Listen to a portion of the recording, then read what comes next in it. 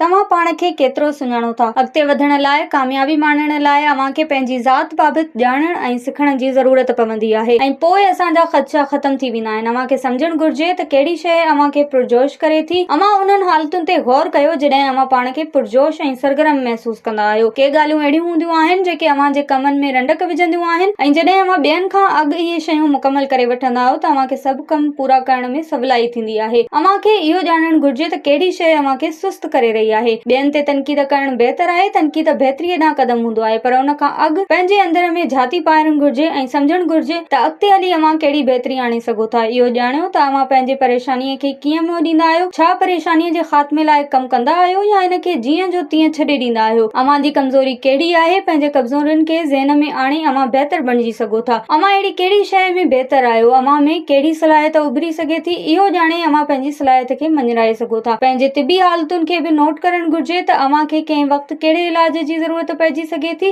अव्हां कहिड़ी शइ ते सभ खां वधीक ध्यानु ॾींदा आहियो। मिसाल तौर घर वारा या को घाटो दोस्त। इहो सभु कुझु अव्हांजे ख़ुशियुनि सां वाॻियल हूंदो आहे। हमेशह मोहबत जे बदिले में मोहबत ॾियणु घुर्जे ऐं अव्हांखे ॿिन्ही हालतुनि खे ॼाणणु घुर्जे। अव्हां सां केरु मोहबत करे थो ऐं अव्हांखे कंहिंखे मोहबत ॾियण जी ज़रूरत आहे। वेठे वेठे अव्हांजो ज़हन कंहिं ॻाल्हि खे वरजाईंदो आहे त उनखे दुरुस्त करण जी ज़रूरत हूंदी आहे। मुख़्तलिफ़ माण्हुनि सां अव्हांखे मुख़्तलिफ़ तरीक़नि सां पेश अचणो पवंदो आहे। अव्हांखे इहो ॼाणणो पवंदो त अव्हांजी असुल हालत कहिड़ी आहे। इहो बि अहम आहे त अव्हांखे सभ खां वधीक कहिड़ी शइ सिखण में दिलचस्पी आहे। कहिड़ी शइ आहे जेका अव्हांखे सभ खां वधीक ख़ुशि रखे थी ऐं उहा कहिड़ी शइ आहे जंहिंखां अव्हांखे चिड़ वठंदी आहे। इहे कहिड़ा माण्हू आहिनि जेके अव्हां लाइ परेशानीअ जो सबबु बणिजंदा आहिनि। अहिड़नि माण्हुनि खां पासो करणु अव्हां लाइ बहितर हूंदो आहे। ऐं आख़िर में अव्हां ज़िंदगीअ में छा करणु चाहियो था। जॾहिं अव्हां इहो ॼाणे वठंदा आहियो त अव्हांजा ख़्वाब वॾा ऐं ज़िंदगी डिघी महसूस थींदी आहे।